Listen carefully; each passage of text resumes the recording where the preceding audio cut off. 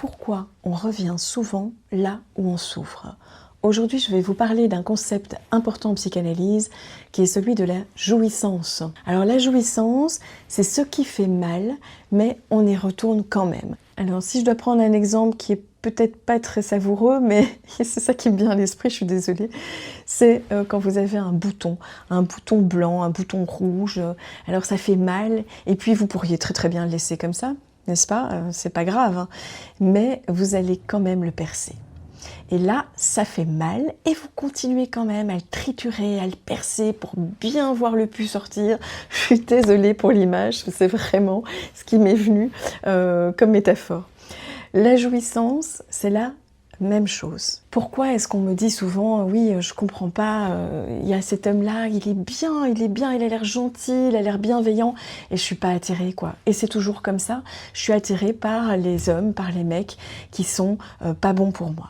On sait que c'est pas bon, et on se dit souvent, mais c'est plus fort que moi. C'est plus fort que moi, et puis on va même parfois s'inventer des arguments comme « je l'aime, on se sent super connectés, lui et moi ». Alors, peut-être, mais il y a peut-être aussi de la jouissance, c'est-à-dire, c'est un plaisir douloureux, une intensité douloureuse, et j'insiste avec le mot douleur, et malgré tout, on y retourne. Pourquoi est-on maso? Pourquoi est-ce qu'on va y retourner?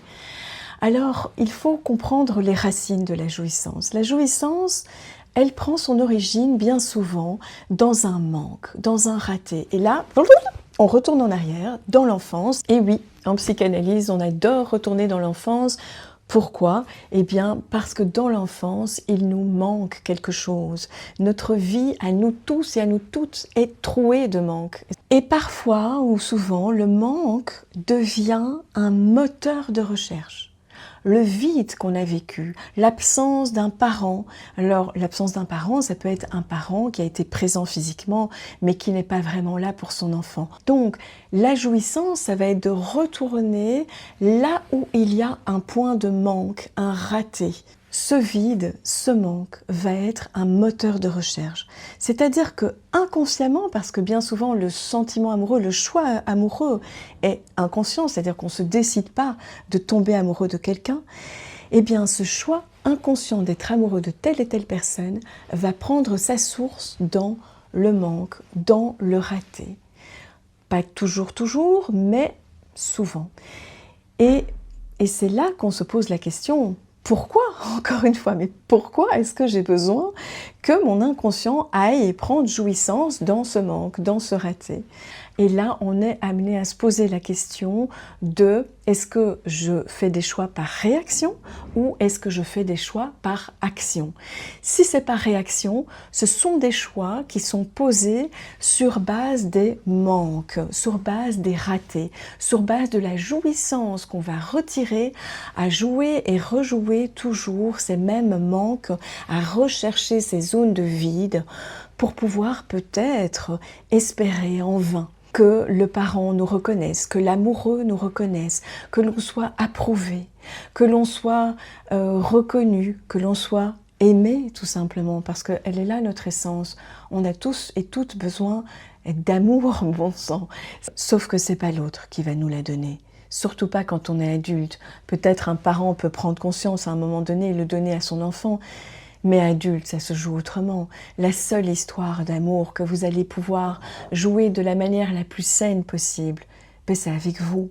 Et donc, à ce moment-là, il y a peut-être l'élan de faire un travail sur vous. Donc, la jouissance ne procure pas de bonheur. Si vous voulez, c'est une surexcitation, puisque ça part d'un point douloureux, le manque, le vide, tout ça. Alors, comment mettre un stop à cette jouissance finalement? Eh bien, encore une fois, ça va être ce travail sur soi pour pouvoir mieux nous connaître et agir plus librement. Sortir de cette jouissance, ça veut dire connaître nos absences, nos manques, nos vides et pouvoir en prendre soin, pouvoir transformer tout ça en quelque chose de vivant. Et quelque chose de vivant, c'est quelque chose qui n'est pas dans l'agitation, dans l'excitation, dans la douleur. Quelque chose de vivant, c'est quelque chose qui va nous amener à réaliser nos désirs, notre pouvoir créateur. Et pour pouvoir réaliser nos désirs et notre pouvoir créateur, ben, il faut faire de la place. Il faut faire de la place. Et faire de la place, c'est prendre soin. Prenez soin de vos souffrances. D'abord, on écoute, on reconnaît, on entend, sans jugement, avec l'aide de quelqu'un, bien souvent. Et là, petit à petit, on va comprendre des choses liées et avoir de moins en moins besoin de rejouer des choses de manière aussi destructrice. Parce que qu'est-ce qui se passe dans les schémas destructeurs? On essaye de se représenter quelque chose. On présente, on joue pour nous représenter quelque chose qui a fait mal. À l'origine, dans notre enfance, c'est là, vous savez, on souffre rarement de douleurs nouvelles. Si on souffre dans une relation, c'est souvent parce qu'elle réévoque quelque chose à l'origine qui a fait mal et qui n'est pas guéri, qui n'est pas résolu. Parfois, vous savez, on peut être shooté au trauma. On peut être shooté parce que de un, on est habitué, le corps est habitué même aux hormones de stress. Et puis, on est shooté parce qu'on croit que la profondeur, c'est la surexcitation.